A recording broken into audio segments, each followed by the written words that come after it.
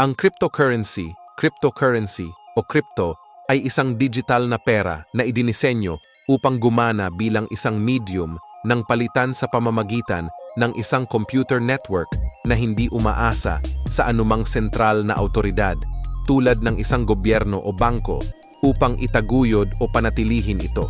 Ang mga individual na talaan ng pagmamay-ari ng barya ay iniimbak sa isang digital ledger na isang computerized database na gumagamit ng malakas na cryptography upang masecure ang mga talaan ng transaksyon, kontrolin ang paglikha ng mga karagdagang barya at i-verify ang paglipat ng pagmamay-ari ng coin. Sa kabila ng terminong naglalarawan sa marami sa mga fungible na blockchain token na nalikha, ang mga cryptocurrencies ay hindi itinuturing na mga pera sa tradisyonal na kahulugan at ang iba't ibang legal na paggamot ay inilapat sa mga ito sa iba't ibang jurisdiksyon, kabilang ang pag-uuri bilang mga kalakal, mga mahalagang papel. At mga pera. Ang mga cryptocurrency ay karaniwang tinitingnan bilang isang natatanging klase ng asset sa pagsasanay. Ang ilang mga crypto scheme ay gumagamit ng mga validator upang mapanatili ang cryptocurrency. Sa isang proof of stake na modelo, inilalagay ng mga may-ari ang kanilang mga token bilang kolateral. Bilang kapalit, nakakakuha sila ng awtoridad sa token na naaayon sa halagang kanilang itinaya.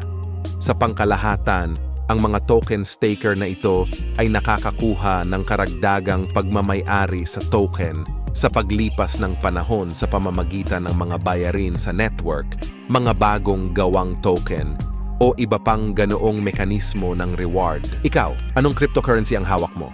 Comment mo sa comment section at mag-subscribe ka na rin sa ating munting channel. Ang cryptocurrency ay hindi umiiral sa pisikal na anyo tulad ng papel na pera at karaniwang hindi ibinibigay ng isang sentral na awtoridad. Ang mga cryptocurrency ay karaniwang gumagamit ng desentralisadong kontrol kumpara sa isang central bank digital currency, CBDC. Kapag ang isang cryptocurrency ay minted, nilikha bago ang pagpapalabas o inisyu ng isang solong issuer, ito ay karaniwang itinuturing na sentralisado.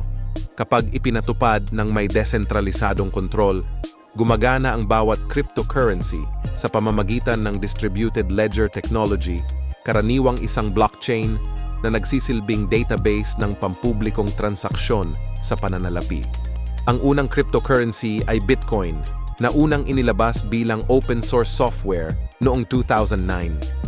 Noong Hunyo 2023, mayroong higit sa 25,000 iba pang cryptocurrencies sa marketplace, kung saan higit sa 40 ay mayroong market capitalization na lampas sa $1 billion.